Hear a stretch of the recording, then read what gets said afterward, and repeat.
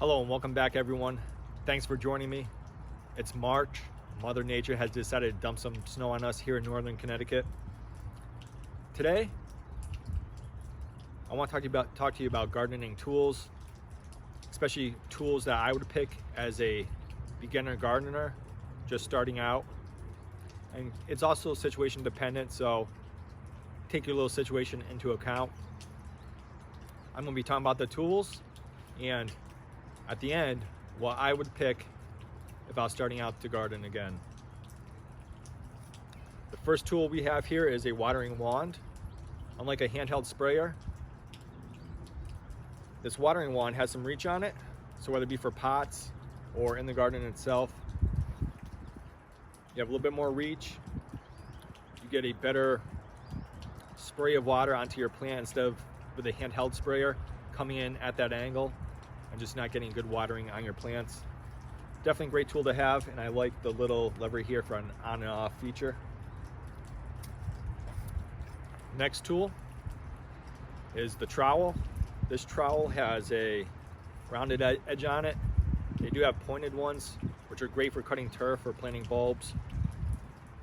Must have in the garden for helping dig out those holes to plant your plants. Definitely a tool to not be without. I have some handheld tools here. This is a pair of gardening snips. It's like a little pair of scissors, but unlike scissors, and why I wouldn't choose scissors, is gardening snips. Nice pointed edge, so you can get in on there, get a nice clean cut on that plant. It's more ergonomic, so instead of holding scissors or whatever the case is, it lasts. You can last in the garden. Your hands aren't going to be killing you, especially for ones designed for people with arthritic hands. And if you see how it fits in my hand, when you're in the store, see how these different tools fit in your hands, because each tool fits in it differently. And I have 3 gardening shears with me, or pruners, sorry. Each one's a little bit different. This one has a rounded edge to it. Great for cutting things like roses. Then these other 2 have a curved edge to them. Great for cutting smaller trees or a little bit thicker shrubs. Also can be used on plants like roses. This is my new favorite one.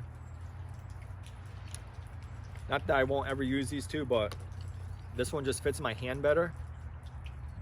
Like I was saying, go in those stores, try them out. And what I like about it is the safety up top. If I'm cutting branches, this is a Fisker's brand. When I cut it, I can lock it. It's done. It's safe. I'm not stabbing myself with it. Definitely a good thing to have, because most gardens, you're going to have some shrubs, roses, evergreen trees, what else? Hydrangeas, things like that. All right, now we're going on to shovels. This right here, rounded top, it's called a Spade. Great for digging holes. You can use it to mix different compost with your soil. Cut turf with it, it's okay, but it has more roundness to it, so it's not the greatest for cutting turf, but great for digging holes.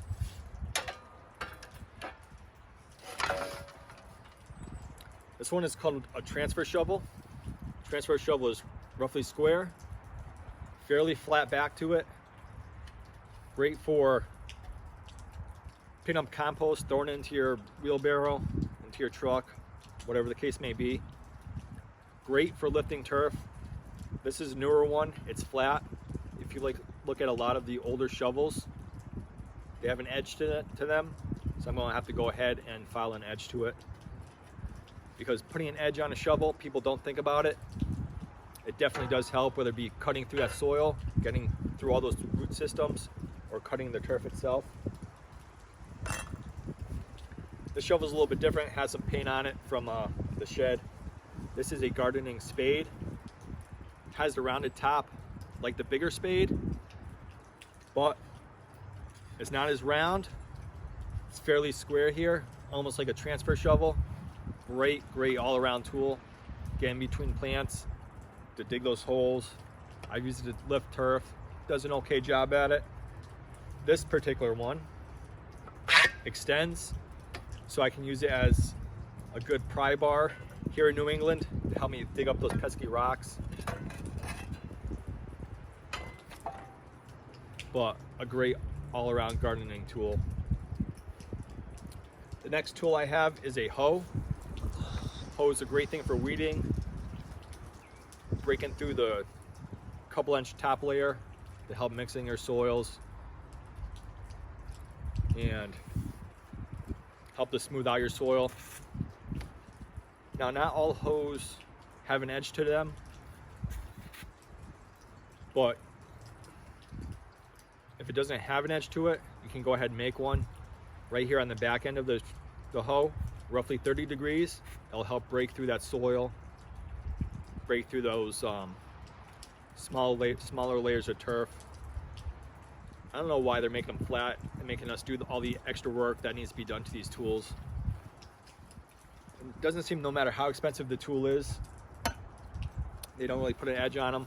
The only tool that I've had that has had an edge on it is either older shovels that I bought or this gardening spade. It's had an edge on it since the day I bought it. So what tool or tools would I take as a beginning gardener? One, I wouldn't get a handheld sprayer like I did in the past. I would go with a watering wand. All around great for pots, great in the garden itself. Easier to reach, and watering your plants that much better. Standard trowel, used in pots in the garden bed itself to help plant your plants. Another must-have tool.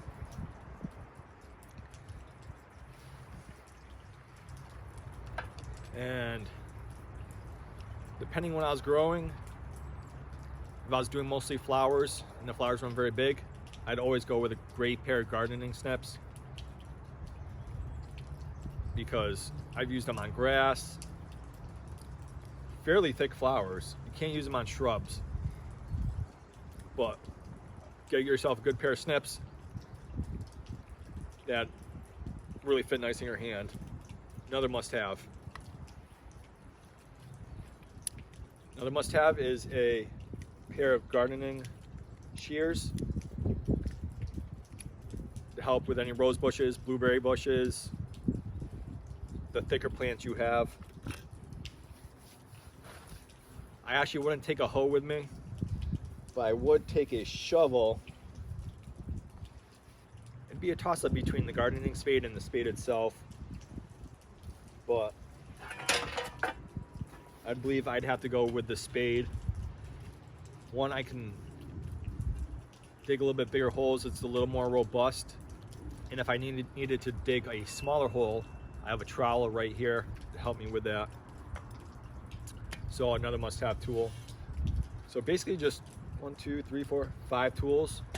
Gardening spade, or not gardening spade, a spade itself is what I would take.